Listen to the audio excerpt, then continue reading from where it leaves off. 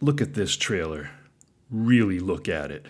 The 2026 Masters of the Universe trailer doesn't just feel uneven, it feels like a $200 million identity crisis. Glossy lighting, plastic skin texture, sterile environments, that faint, self-aware smirk in the tone, like the movie is nervous about taking the source material seriously. They think they're being clever. They think they're being meta. But while they're busy winking at the camera, they're sanding down the most powerful myth in toy history. He-Man isn't a sitcom. Eternia isn't a joke. And if you think this franchise was always meant to be campy, you've been sold a softened version of history. Because before the lunchboxes, before the pajamas, before even the cartoon came out, He-Man was born in the dirt and iron of the sword-and-sorcery boom of the early 1980s. And we actually have receipts for that. On July 31st, 1981, Mattel signed a licensing agreement with Conan Properties to produce Conan action figures.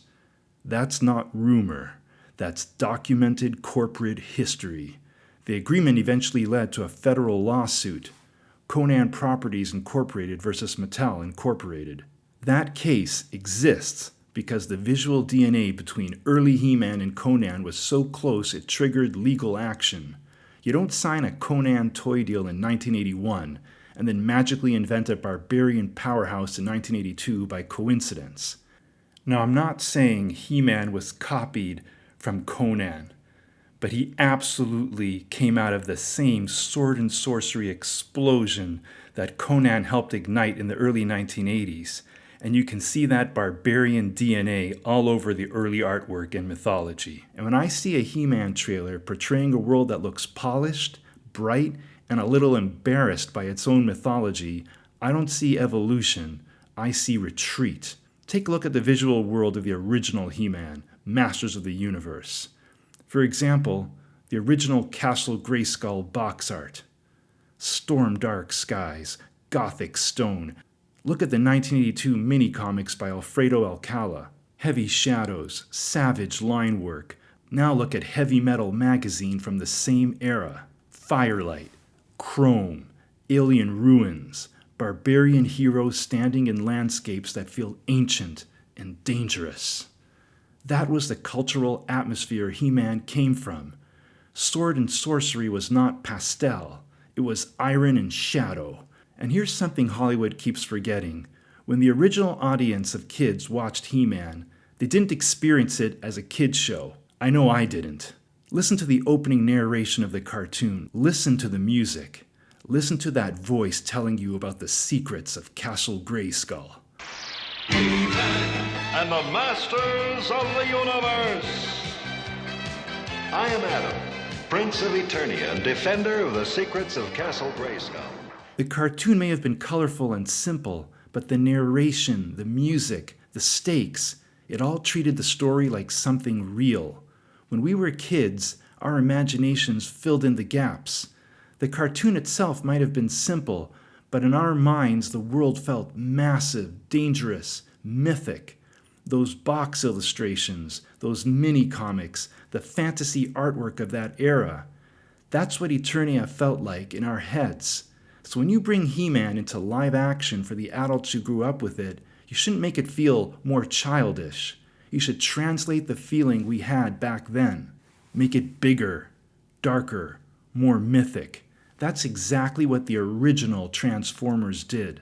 The cartoon was colorful and stylized, but the films grounded the world in metal, weight, smoke, and real physics. They translated the imagination of the cartoon into something that felt real for adults. That's the translation He-Man needs. Now compare that to this trailer.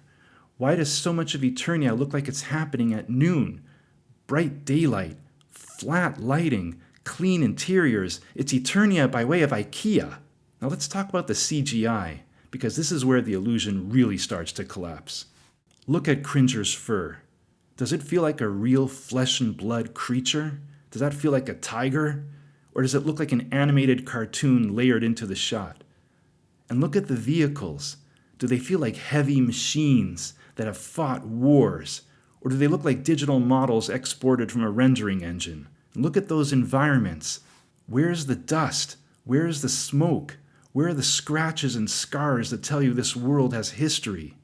Everything looks too smooth, too polished, too pristine, too immaculate. A fantasy world should feel lived in. That was one of the genius things that the original Star Wars incorporated and George Lucas knew was so important to make it feel believable. Now compare the new Masters of the Universe trailer to Arnold Schwarzenegger in Conan the Barbarian. There's sweat on the skin, dirt under the fingernails, grime across the shoulders, firelight catching on oiled muscle. He looks like he has survived that world. He looks carved from stone. He belongs in firelight. And honestly, so should He-Man. He-Man should be lit in firelight, not fluorescent office lights. And I know that those fluorescent lights are probably scenes of Adam on Earth. But He-Man does not take place on Earth. That was never part of the original mythology. That was another mistake that the first movie did as well. It just makes the mythology feel mundane. And compare this Masters of the Universe trailer to 2007's Transformers. Oil, scratches, road grime, metal interacting with real environments. Even when the premise was absurd, alien robots fighting in city streets, the movie committed to physical reality. That's why it worked.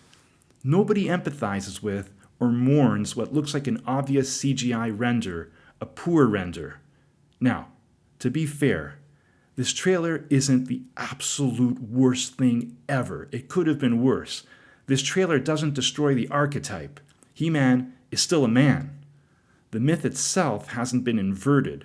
So this isn't hysteria, but it is about tone, because tone determines whether a legend breathes or suffocates.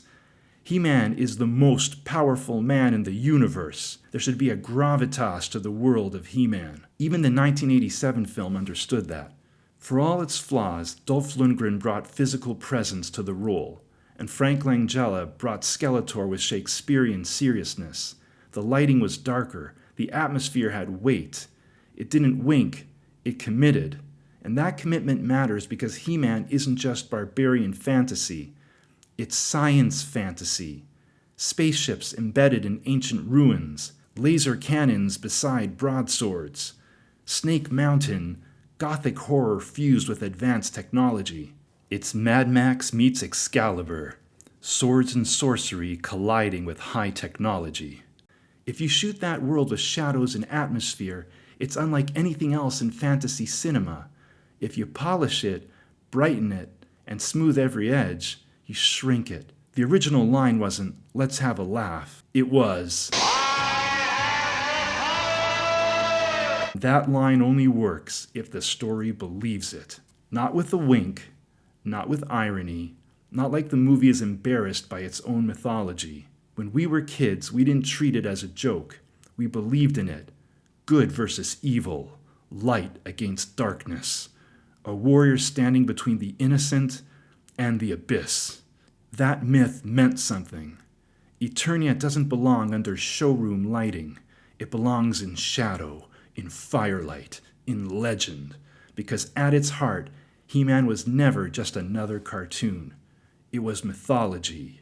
It was legend. And legends only live if we take them seriously. That's why it still matters, and I believe movies should still dare to believe in legends. This is Deck Weber, and until next time, keep loving movies.